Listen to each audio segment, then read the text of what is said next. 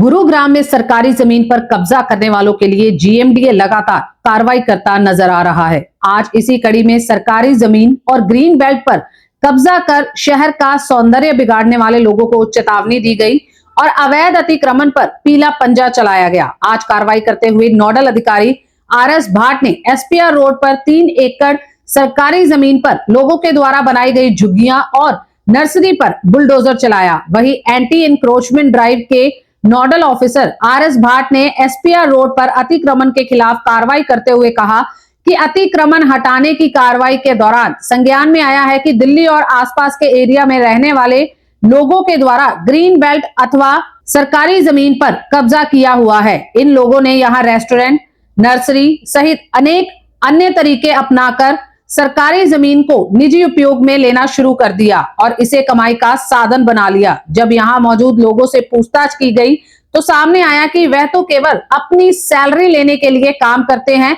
बाकी कार्य तो उनके आकाओं के द्वारा किया जाता है। हमारी एनफोर्समेंट टीम जो जीएमडीए की है वो एसपीआर की रोड की ग्रीन बेल्ट खाली कराने में जुटी है।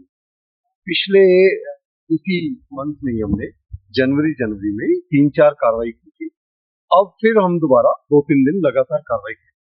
ये 12 किलोमीटर की स्ट्रेच है और 160 एकड़ की ग्रीन बेल्ट, जिसके ऊपर लगभग 70 से 75 एकड़ के ऊपर कब्जा था। कब्जा जैसे नर्सरियां, बंजारे, खोखे, रेडियां या किसी के परमानेंट स्ट्रक्चर भी थे, रामवीर की रानी के कुछ टेम्पररी स्ट्रक्चर थे, कमरे थे, रेस्टोरेंट चल रहे थे, ढाबे चल रहे थे, ऐसे थे। तो आज हमने जो कार्रवाई की है ये एसपीआर रोड पर ही की है, जो कि घाटा से वाटिका तरफ जाने वाली ग्रीन बेल्ट है।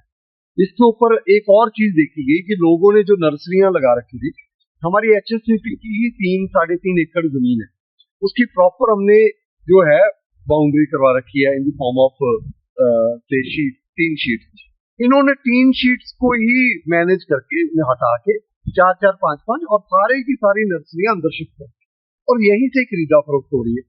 तो ये तो बहुत बड़ी गुंडागर्दी है कि आप 3.5 एकड़ जमीन गुड्डा की एचएससीपी की जमीन और उसी के ऊपर कब्जा करके बैठे। सामने हमने ग्रीन बेल्ट खाली करा दी, अब ये हमारी जमीन के ऊपर ही बैठ गए और ये लोग अभी पता किया कोई दिल्ली का है जी, कोई कुछ है जी, आगे बंदे रख रखे हैं, 20-20 हज़ार रुपया उनकी सैलरी चल रही है।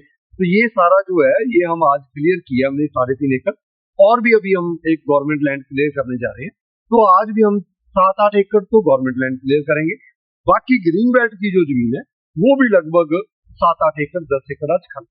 देखिए 2025 में जो हमारी टीम है वो स्ट्रांगली काम कर रही है और हम इस मोड पर भी वर्क कर रहे हैं कि जो मॉनिटरिंग कैसे की जाए। अगर हम सपोज करो 2 बार हटाते हैं, दोबारा ना लगे, उसके लिए भी हम एक एसओपी बनाने जा रहे हैं, जल्दी बना देंगे कि जी जैसे पुलिस डिपार्टमेंट की क्या रिस्पॉन्सिबिलिटी रहेगी, एक्सीएल की क्या होगी, जेई की क्या होगी, डीटीपी की क्या होगी, डीटीपी के एटीपी की क्या होगी, हर किसी की जिम्मेदारी तय होनी चाहिए, अकाउंटेबिलिटी होनी चाहिए। फिर वो भी चक्कर लगाएंगे।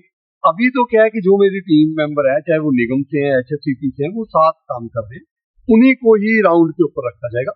मुझे उम्मीद है जैसे हमने, अगर आप आज भी वाटिका चौक से घाटा तक जाएं और वाटिका से हाईवे तक जाएं, दोनों साइड में 3-4-5 रेडियो के अलावा टोटली ग्रीन बेल्ट 100%। ये बंजारे नहीं उठ रहे थे, वो भी चले गए।